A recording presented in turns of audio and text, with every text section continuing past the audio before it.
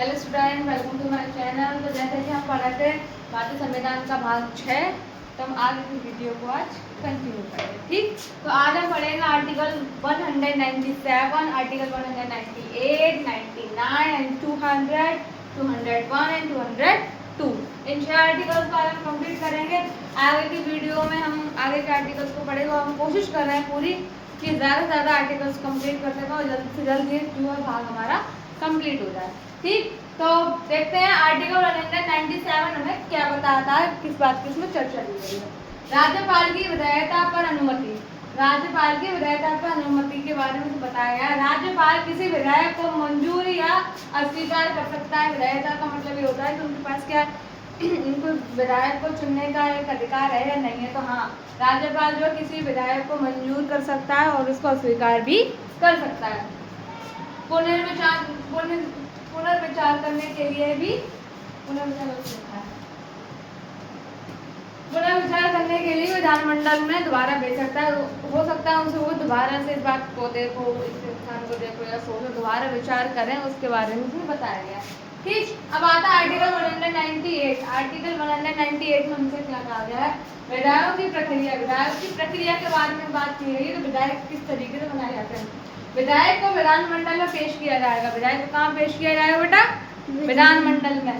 विधानमंडल में पेश किया जाएगा। ठीक, उसके बाद विधेयक पर विचार किया जाएगा और इसे पारित किया जा सकता है। पारित विधायक को राज्यपाल के पास भेजा जाएगा।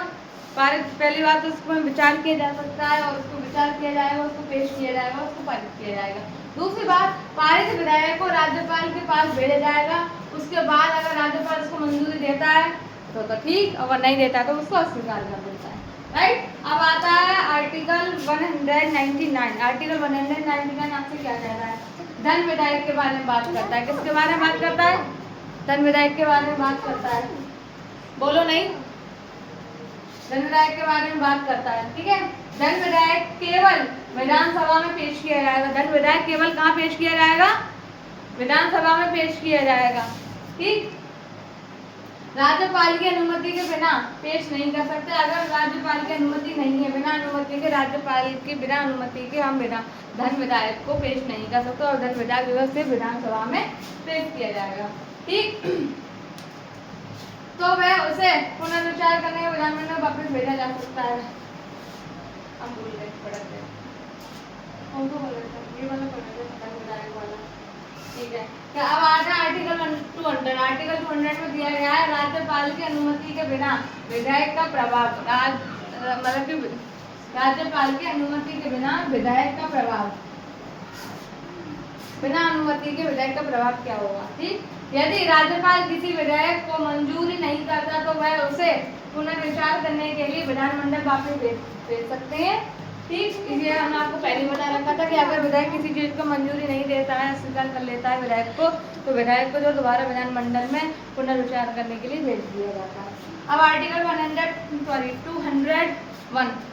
आर्टिकल 201 हमसे कहता है राज्यपाल की अनुमति के बाद, यहाँ पर लिखा है अनुमति के बिना, और उसके बाद है अनुमति के बाद। यहाँ पर अगर अस्वीकार करता है तो क्या किया जाएगा, और यहाँ पर यह कि अगर स्वीकार करता है तो क्या किया जाएगा।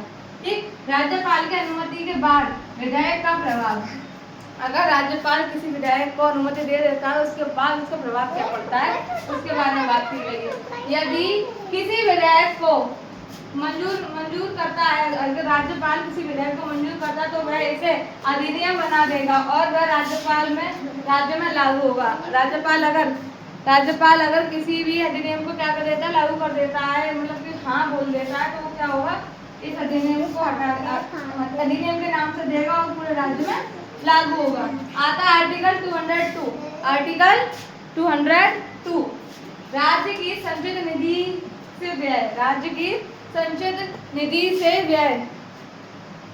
ठीक, राज्य की संचित निधि से व्यय केवल विधानमंडल अनुमति से किया जाएगा और वह उस राज्य के उद्देश्य के लिए ही किया जाएगा।